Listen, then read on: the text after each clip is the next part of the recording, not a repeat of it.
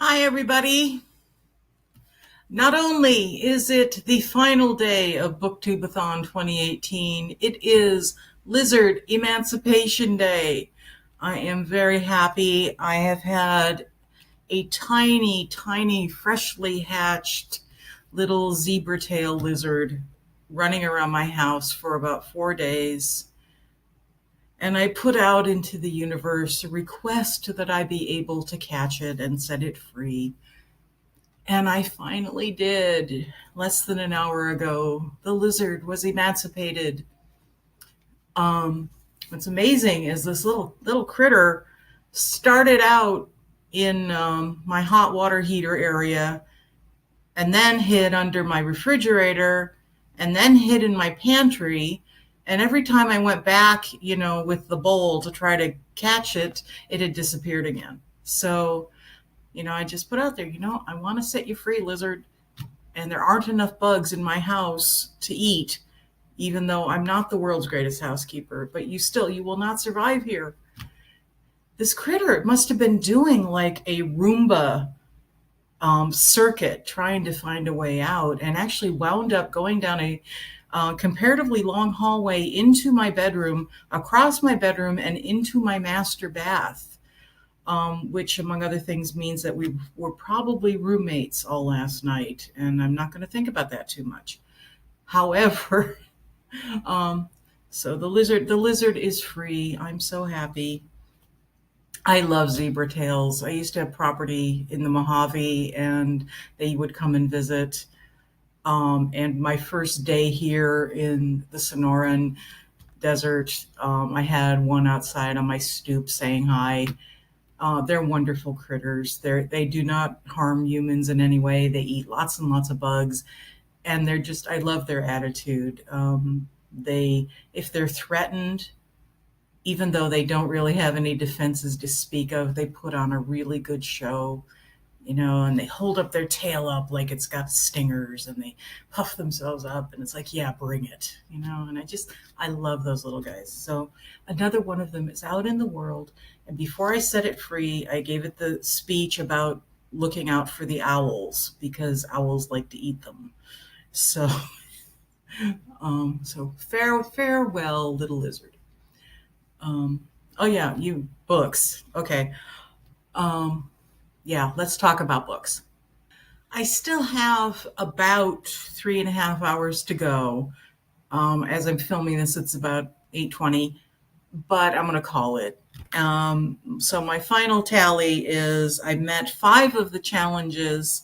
I did 2 of the video challenges, and I read 4 books and a little, well, 4 and a quarter. I'm actually very pleased. I've learned a lot for next year. The 4 I read were Practical Magic, To Helvetica and Back, Wild Nights, and the Twilight Zone comic. The challenges I completed were The Coin Toss, a book about something I want to do. That's the Twilight Zone book, because that's one of my role models for writing. I read a book and saw a movie. That was Practical Magic. A book with green on the cover, both To Helvetica and Back and Wild Nights have green on the cover. And I did wear my hat all the way through to Helvetica and Back.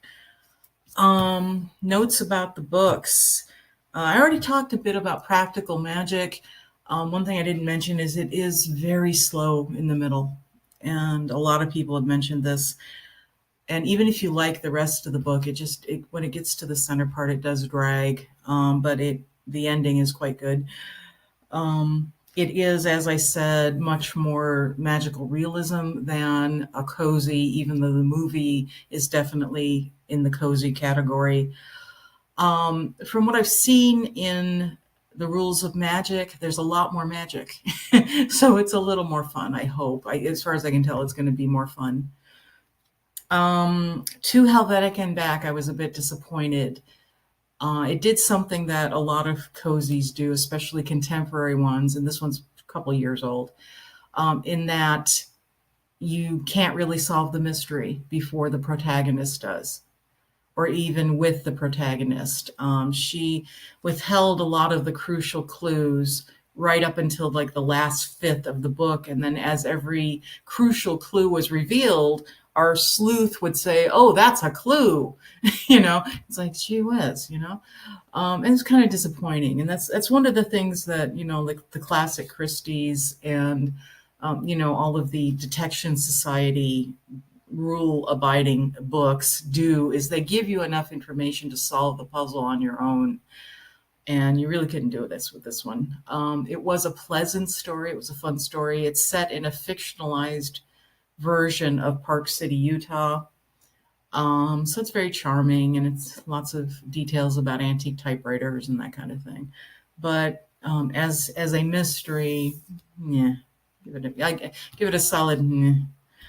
Um, Wild Nights, Joyce Carol Oates' Wild Nights is a masterpiece, in my opinion. It is one of her best, breathtaking, just incredibly, incredibly good. The final of the 5 sections, Papa at Ketchum, is brilliant, just absolutely brilliant. And if you're more into her horror stuff, I would start with the Corn Maiden anthology. But just generally, the woman is just so brilliant. I can't believe it. And if you are a fan of any of the 5 authors in Wild Nights, definitely read it. Or if you just, I love good writing. She's incredible, just incredible. The Twilight Zone comic. This is actually a digest of the first 4 comics. There are 12 in the series, and so I've been left with a cliffhanger, and I have to get the other 2 volumes to get the remaining 8 comics. Only once before in my life have I turned the page of a book and gasped out loud, and that was reading Daniel Lusky's House of Leaves. And that now I have 2 times, and the other time was reading this. I really want to get the rest of the comics and find out what happens, because he's going in directions I did not predict at all. This is the story is actually more involved than a classic half-hour Twilight Zone episode. I would call this like a Twilight Zone epic in 3 acts. Oh my gosh, it's just more of a motion picture than a half-hour TV show, but wonderful in tone, complex, just incredible stuff. Beautiful art. Can't wait. On my shopping list. This is next. I'm gonna do my fulfillment for the video challenge, which is just to talk about your favorite book. I couldn't narrow it down to one. The closest I could get was Melville's Bartleby the Scrivener, and that's because my favorite book is anything by Melville or Hawthorne. And I said Bartleby because that was my introduction to Melville, and through Melville I got to Hawthorne. Because we did read Hawthorne when I was in high school, but it was taught, in my opinion, very badly. And I thought I didn't like Hawthorne, and then I really read him for myself, and realized how great he is. And I was lucky enough in college to have a graduate class in Hellville and Hawthorne and Melville.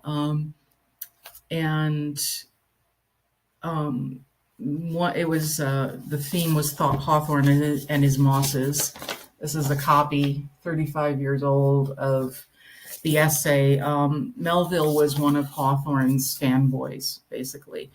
And their lives overlapped, or at least their adult lives overlapped only by a few years, but Melville was able to meet Hawthorne before he died.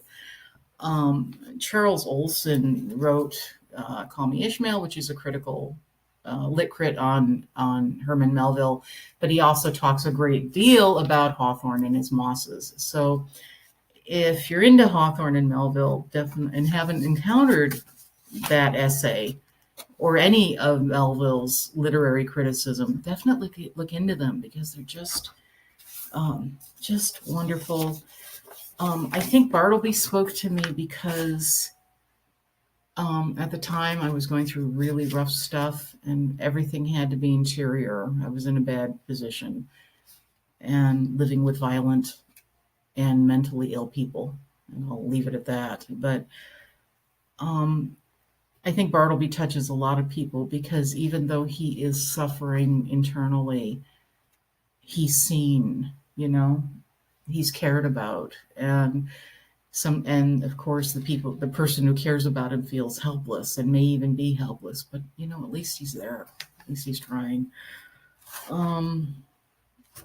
It's simultaneously a hopeful and a despairing story. Wanted to find you some of the quotes here. Here's a good one.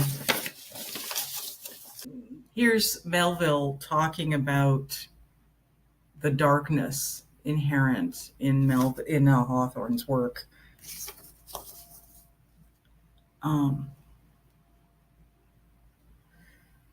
For spite of all the Indian summer sunlight on the hither side of Hawthorne's soul, the other side, like the dark half of the physical sphere, is shrouded in a blackness 10 times black. But this darkness but gives more effect to the ever-moving dawn that forever advances through it and circumnavigates his world. Whether Hawthorne has simply availed himself of this mystical blackness as a means to the wondrous effects he makes it to produce in his lights and shades, or whether there really lurks in him, perhaps unknown to himself, a touch of puritanic gloom, this I cannot altogether tell. Certain it is, however, that this great power of blackness in him derives its force from its appeal to that Calvinistic sense of innate depravity and original sin, from whose visitations, in some shape or other, no deeply thinking mind is always and wholly free. For in certain moods no man can weigh this world without throwing in something somehow like original sin to strike the uneven balance.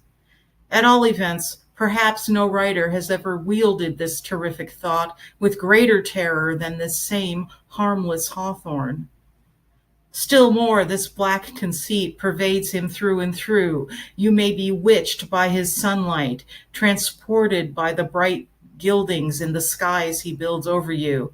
But there is the blackness of darkness beyond, and even his bright gildings but fringe and play upon the edges of thunderclouds. So many ways that is good. Gosh, thank you to Ariel and all 15 of the Ashleys and all the other coordinators. This has been great fun.